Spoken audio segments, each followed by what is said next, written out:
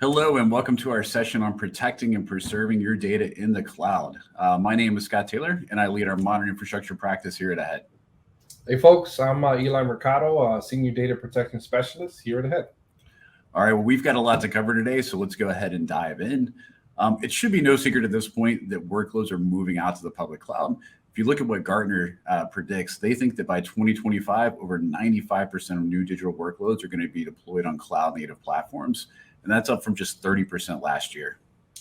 Yeah, and we've seen a lot of customers go to the cloud, right? It's the it thing to do, right? But with a large acceleration over the last couple of years, right? Of course, as we dip our toes in, the majority of these workloads are really non-persistent, right? There's nothing enterprise critical. But now that's changing, right? Our customers are now moving their critical applications to the cloud. Yeah, Eli, and that fits perfectly with what IDC tells us, that not only are enterprises using cloud infrastructure to achieve scale and modernize their infrastructures, but they're doing it regardless of the workload type. So in other words, all workloads, including those enterprise critical applications with strict persistent requirements, they're all going to the cloud. And that really brings us to one of the largest misconceptions that we see among customers, and that's that the cloud providers are protecting my data so I don't have to worry about it. Yeah, and I see a lot of organizations that they really put themselves at risk, right? All of the major cloud providers, have the concept of a shared responsibility model, right? And basically, the cloud provider takes care of specific pieces of the cloud infrastructure, right? But what they don't take care about is your data, right? And you're responsible for that piece of the service. Yeah, and you can often find that information in the terms of service that you sign. Of course, most of us don't read those, but it's typically in there. I do want to pause here and just be clear that we're not taking shots at cloud providers with this. We're partnering with many of them, actually most of them, and we help our customers build and move apps to the cloud every day. But it really is important for our customers to understand what a service is providing and, more importantly, what it's not providing. All right, and with that, let's move into this illustration of a shared responsibility model. Now, when we're talking about cloud in this presentation, we're going to be covering everything from infrastructure as a service to PaaS and SaaS offerings. And you can see from this pretty common illustration that as you move towards the right, the cloud provider takes over responsibility for more of the stack. Yeah, and so you see, as we said before, the common theme here is, data ultimately is the customer's responsibility, right? Even if you're in a SaaS environment, there are scenarios where if you have custom code or configurations, that you need to protect that, and the provider won't take responsibility for it. Yeah, and another key thing to point out here is that you move towards these cloud models, you lose access to various layers of the stack. Now, that can be a benefit, but it's important because a lot of traditional backup strategies relied on inserting themselves at that virtualization or even at the storage layer. Exactly, right? Cloud requires a different approach, right? So if you're trying to back up cloud workloads like you did on-prem, you've already started on the wrong foot. Yeah, completely agreed. So before we get into some of the specific challenges, I want to quickly drive home this point of shared responsibility. Now, depending on the failure scenario that you see, the cloud provider, you as the customer, or both are going to play a role in recovering an application. For example, if a region goes offline due to, let's say, a DNS error or a cloud provider's configuration error, it's going to be up to that cloud provider to restore their service. Now, as a side note, if you can't be down for the potential hours it may take to recover, you're going to want to ensure that you've got a good DR strategy. Now, on the other hand, if an administrator accidentally deletes a critical configuration file in an EC2 instance, AWS is not going to recover that for you. And the same thing if you've got a disgruntled employee or you get hit by ransomware. The cloud provider's infrastructure in those cases is still functioning appropriately. So it's really going to be up to you as the customer to figure out how you recover your information and bring that application back online. All right, I think we've emphasized that a lot. And now that we have figured out why it's necessary to have cloud data protection, let's hit on some of the challenges that we see. So I mentioned earlier, in the cloud, traditional elements such as the hypervisor are abstracted from the administrator, and that can really limit the effectiveness of traditional backup tools. And we even see people doing inefficient things like installing in-guest agents to get all of their data backed up. Yeah, another management element to consider is how many different tools you want to use to achieve your data protection goals, right? It's becoming more common for cloud providers to back up to offer their own native backup software, right? And there have been a number of new like point solutions that cover one or two like specific use cases in environments, right? And we can forget that the majority of customers have and will continue to have on-premises or edge deployments. So, do you really want to have a different backup software for on-prem, cloud, regions? You know, is that really how you want to manage those environments? Yeah, it's definitely not. It sounds like a nightmare, Eli. Yeah, and so one of the things that you'll find different in the cloud is speed, right? Virtual machines, containers, databases, etc. They're all provisioned and deprovisioned so fast that no human backup administrator can keep up with the persistent changes that happen in the cloud. Infrastructure in the cloud world typically is provisioned by code, right? And your data protection tool set has to take a similar approach.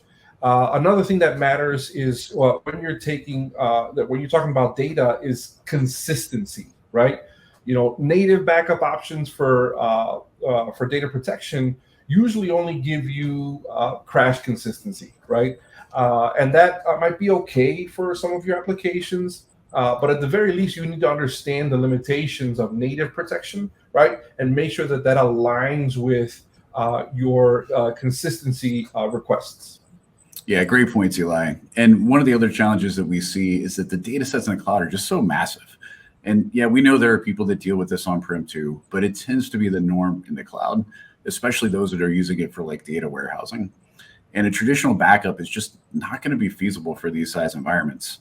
Of course, you now also run into the issue of how do you find your data? And the big reason I point that out is snapshots are kind of the common strategy in the cloud. But if you're just setting up a schedule and taking those snapshots, how do you know what data is in what snapshot? And are you able to recover just individual files and folders? Or do you always have to roll back the entire contents of the snapshot, right? It can be very limiting. And then, of course, what about long-term retention? Many of our customers have requirements to keep copies of their data for months or even years. And that can get really expensive if those copies are stored on the highest tiers of storage. You really need a way to put the older, less likely to be used copies down to a cheaper class of storage. Exactly. Now, what about a second copy of your data, right? Is that even possible inside a provider, right? Certainly like major hyperscalers have multiple availability zones, regions, services. That may not even be true for all SaaS services, right? Regardless, we know major failures can happen in the cloud just like anywhere else, and we need our data in a secondary place to ensure the business can continue to function, right? And one last thing that I want to touch on here, right, and that is ensuring that enterprise SLAs and controls are in place. The developers using these environments are generally focused on, shipping features as fast as they can, right, and maintain quality. But they're not really focused on data protection or any like legal or industry regulations, right? So IT teams need to ensure that these requirements are met without slowing down the pace of development, right?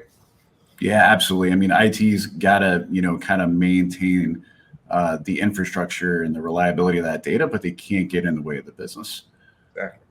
All right, let's touch on some use cases for data protection. Now, these should all look familiar because they're effectively the same as on-prem. And as much as things are typically automated in the cloud, the human factor still exists, right? So you've got to protect for things like accidental deletions or configuration errors. And as we mentioned earlier, even the cloud providers have outages, and these outages can span across data centers or availability zones or regions or whatever concept they have. And of course, unless you've been under a rock for the past year or so, you've heard about ransomware. The cloud is not immune from this threat, and you've got to protect your data from bad actors regardless of where that data lives. Yeah, exactly, right? And one last thing that people really don't take advantage of, at least in my experience, right? And that's data reuse, right? If you've got copies of your data and you're paying to store that data, why not use them for testing, patching, test and development?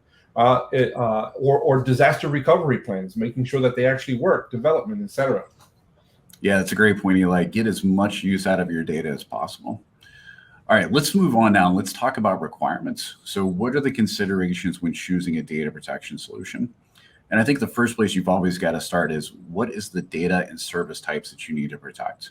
So everyone thinks about virtual instances and operating systems, but what about your Kubernetes environment? Regardless if it's your own rolled out Kubernetes or you're using a cloud service providers. Are you protecting your code repositories? What about all the various data stores that you may have throughout your environment? And then you always need to be thinking about the supporting infrastructure like Active Directory and DNS. You had mentioned something earlier about search, right? And that is hypercritical, right? Especially if we look at the cloud, right? We have data spread across multiple environments, regions, accounts, right? In different tiers, right? How do I find what I'm trying to restore?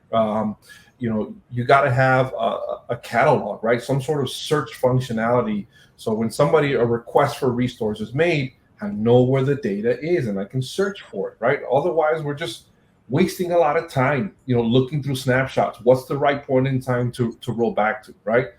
And of course, to start out with, you got to have a more automated discovery function, right?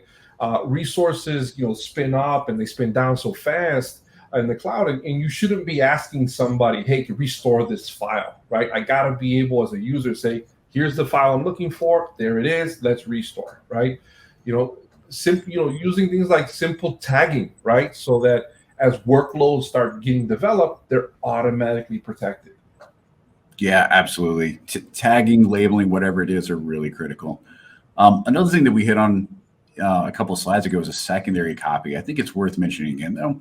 You need to have that secondary copy. At the very least, it should be in a different geographic region. Now, depending on your level of paranoia, you might even want to go as far as a different provider for their secondary copy, but for a lot of folks, that's not really required. And of course, just having your data, for anybody that's gone through a disaster before, that's not good enough. You need to have an automated restore capability. Now, typically in this world, that's going to be some combination of rebuilding the infrastructure from code and then restoring the configuration, state, and data from a backup environment. Right. Yeah, and DR is important, right? But as we've seen in the past, throughout last year and this year, if you want to stay out of the headlines, out of the news, right, you need to have some sort of cyber resilient strategy, right? And it's got to be functional, right? Bad actors, they really don't care where your data lives, right? They just want to get to your data, right? Any way to compromise the data, whether it's on premises or it's in the cloud, they will find it, right? And not only do you need to have good security controls, but you want to make sure that your backup copies are immutable. They can't be changed. They can't be deleted, right? You need to have some form of analytics, right? What's happening with my data? Is there possibly some, corruption or malware within my protection sets, right? And you really have to start thinking about a segmented or an isolated copy, right? Think about, if your account is ever compromised, right? Well, they have access to everything there, right? So separating that, isolating that is most important for you, especially your critical data.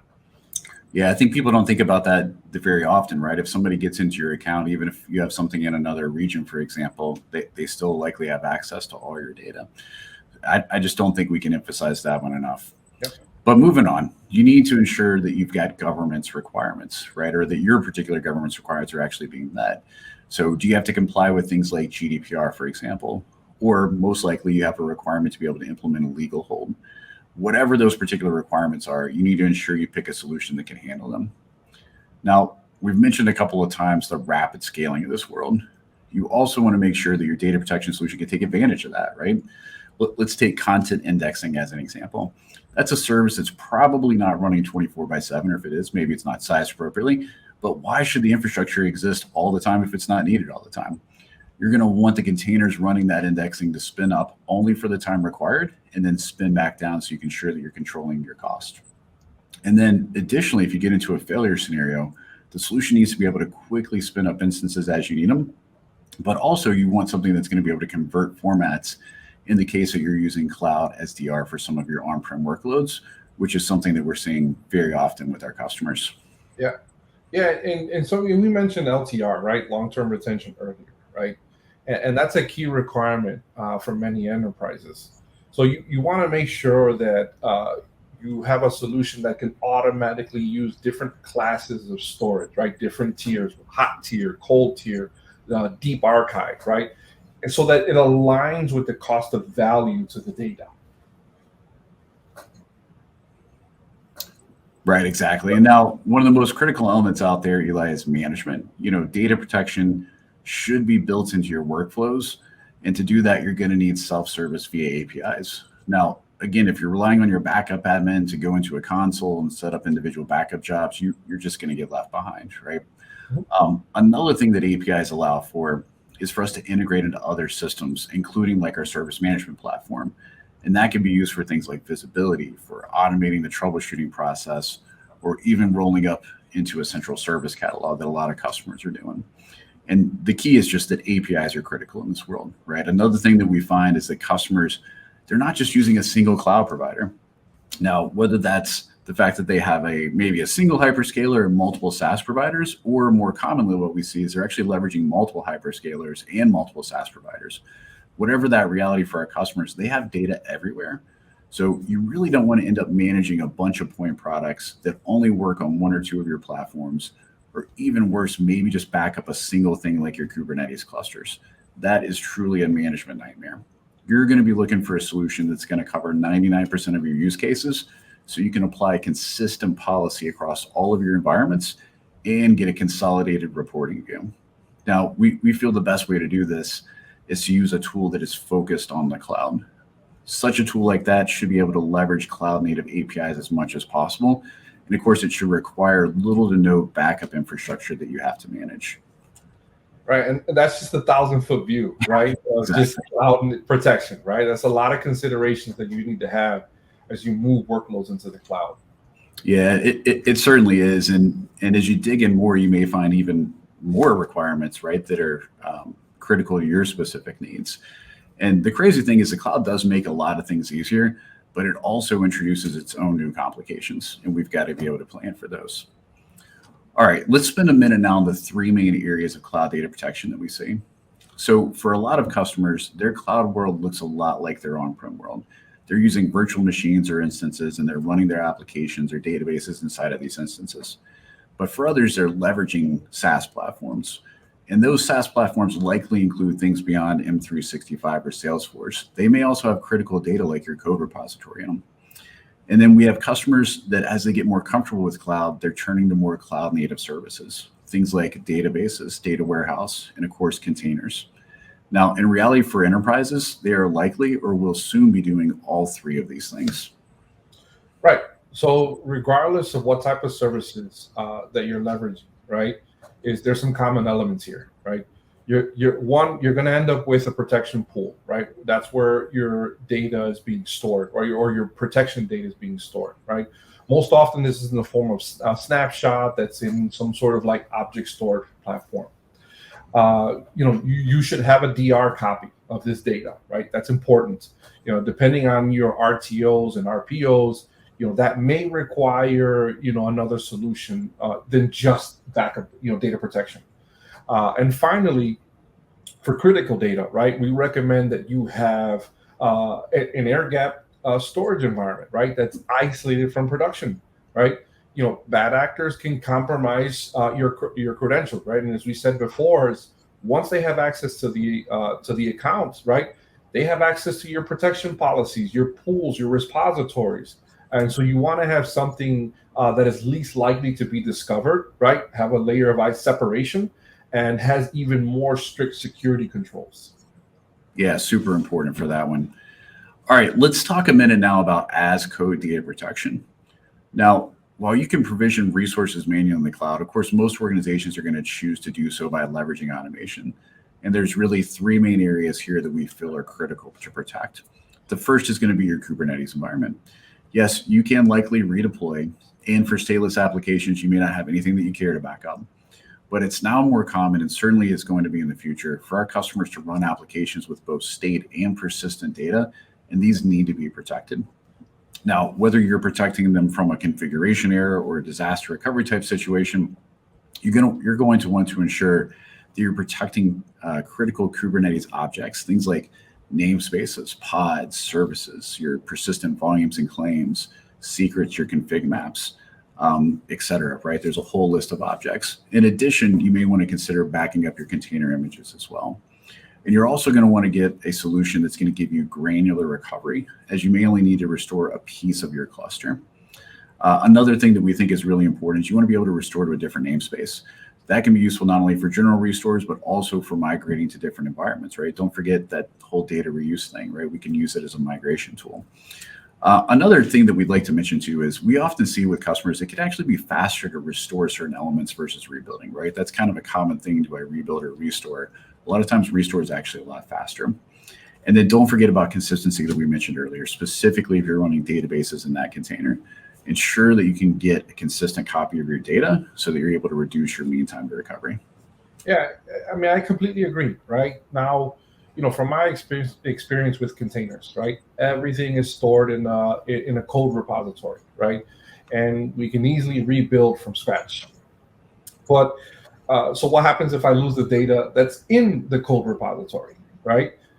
This can happen for a lot of reasons, right? Mostly human, right? We're updating code, we're making changes, we didn't save it right, we corrupted the file some way, right? Or worse, malicious actors, right? So regardless of the potential cause, you need to have your code repositories protected, right? Especially if they're aligned to your disaster recovery plan. Yeah, absolutely. And that brings us to the last element, which is the CI/CD pipeline.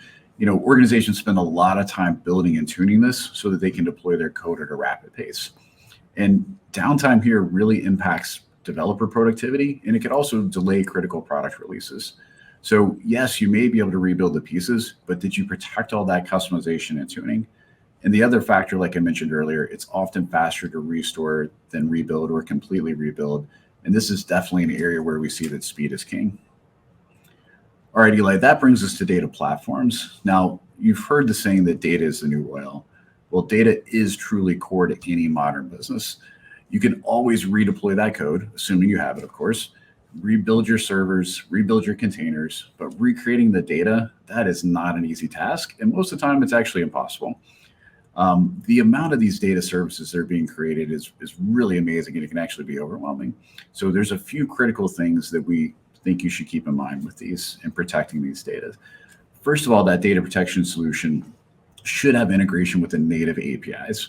You don't want to go out and create a Frankenstein that's not going to work with the provider's next release. Next, you have to keep up with the rapid pace of change. These data platforms can be spun up and down very quickly, and you need automated protection policies to be in place. And then the last one is replicating your data. If your data is critical and you don't have a way to recreate it from other sources, you want to ensure you have a secondary copy in another geographical region.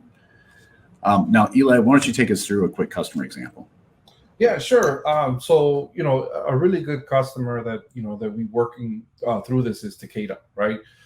Essentially, the CIO's initiative was, every new workload that gets created, new app, we got to build it in the cloud. So especially, focus more on AWS, right?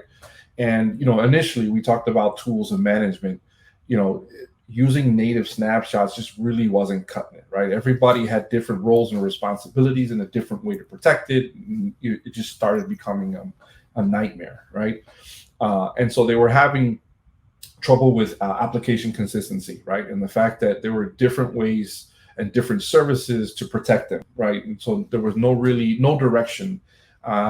This is how we protect our environments. And so one of the ways that we were able to help them, right, is they have workloads in VMware Cloud, VMC, and we aligned a tool that can cover that, right? Now that one's a little bit more on premises, like a traditional type protection, but we're still able to carry that into VMC, right? We helped them create a disaster recovery strategy to move on-premises workloads to AWS and VMC. And we did this by leveraging a SaaS solution that protects both IaaS and PaaS workloads, right? This helped Takeda remove need for, leveraging in-guest agents. It was able to help centralize protection, right? They gained visibility into their cloud workload protection and compliance, right? That's key. Am I protecting everything? And then new workloads were automatically protected with the right policies. Well, thank you, Eli. That really is a great story. And I think it honestly illustrates some of our points on why customers choose Ahead for cloud data protection. At Ahead, we are digital platform builders, and we leverage a reference architecture that we've created called the Digital Delivery Platform to really help our enterprise customers build their very own digital platform. And we do this with our full range of award-winning services. And of course, to keep us at the top of our game, we're always maintaining the highest levels of certifications, and we're aligning with the top vendors in both the cloud and data protection ecosystems to ensure that we're bringing you vetted and trusted solutions. And then I believe our biggest value point is that we understand both the on-prem and the cloud-native worlds, and that really gives Ahead a unique ability to help our customers bridge the traditional and the cloud worlds. All right, Eli, to wrap this up, I think we should leave these guys with just a few points.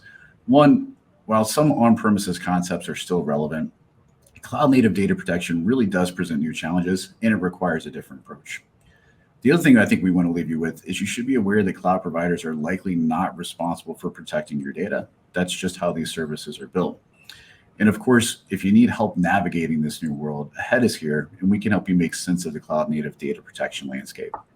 Now, I want to thank you for attending our session today. And we're now going to move on to a time of Q&A. And if you haven't already, please be sure to submit any questions into the Q&A widget on your console.